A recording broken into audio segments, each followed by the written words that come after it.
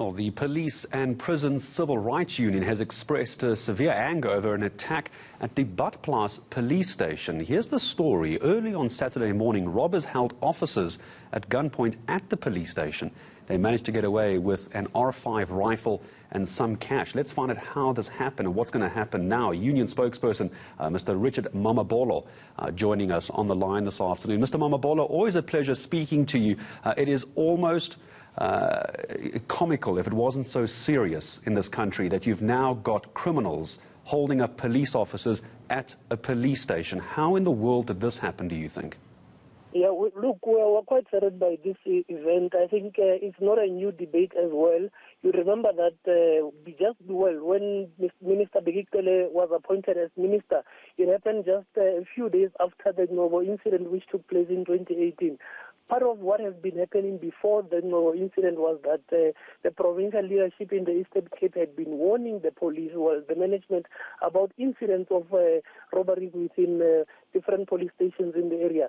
And of course, this has been happening even beyond then. So Minister Begitele made a commitment. That was his first commitment, that in his term of office, he will ensure that there is sufficient allocation of resources to police stations which are mainly within rural areas and townships as compared to those which are in affluent areas which are well resourced. Now, nothing has happened since then.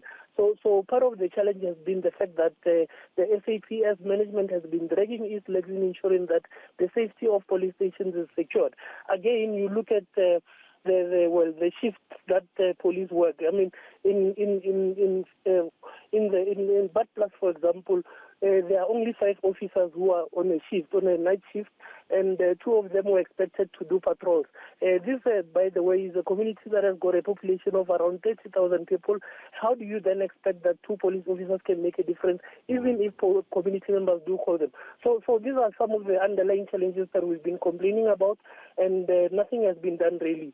This, again, in turn creates a bad vibe between police and communities, because communities do not know the underlying challenges that many of our police officers face. When police do not respond, they take it as if police are not committed to saving their communities. I cannot help but wonder, Mr. Mamabolo, at this point, if the communities know how badly understaffed and under-resourced the police stations are. We'll use Badplaas Police Station because we're talking about this incident. If the community knows, I can't help but believe then that the criminals know how under-resourced these police stations are. Would you agree?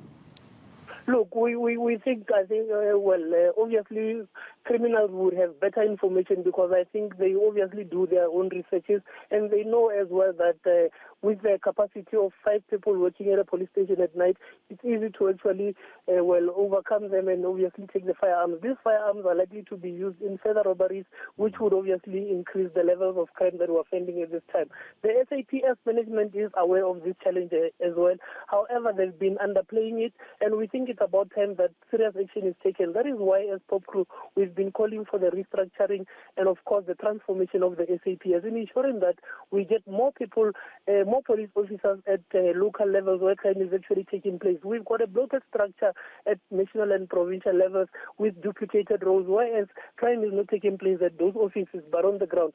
So there needs to be some urgent action taken by the minister. And I think, again, one other thing that we need to clearly express is the fact that we cannot have public representatives going out and speaking badly or insulting police whenever police are carrying out their duties. I mean, these are MPs, for example, who are the ones who draft the laws that govern how police operate, and yet they come back to insult them in the manner that, for example, the EFF leader Julius Malema has done during the week. So we find that quite unacceptable, and we think this also fuels to the challenges that police have, because it gives an impression to society that police are useless, but it also empowers criminals to be brazenly brave in attacking police stations. So we cannot have another Novo happening in South Africa at any time soon. We need to ensure that the SAPS takes action, and of course these perpetrators are arrested immediately. We also need to have politicians being very careful about the words that they use, because you cannot want to entertain your crowds at the compromise of our many policemen and women who wake up on a daily basis, not being sure whether they will come back home alive or not, who dedicate their lives to saving the people of South Africa, and such comments are made without any consequence. Just in the last 30 seconds I have with you, Richard, just tell me what, as of tomorrow, what Pop Crew is going to do in engaging with government and the SAPS. You've got 30 seconds. What are you going to be telling them tomorrow to fix this issue? The message is quite clear. We have been discussing this matter. I think what needs to happen now, of course, there'll be engagements where we push the management to deal with the matter. But as well, I think one other debate that needs to be had as a country within South Africa is that we need to improve relations between communities and police.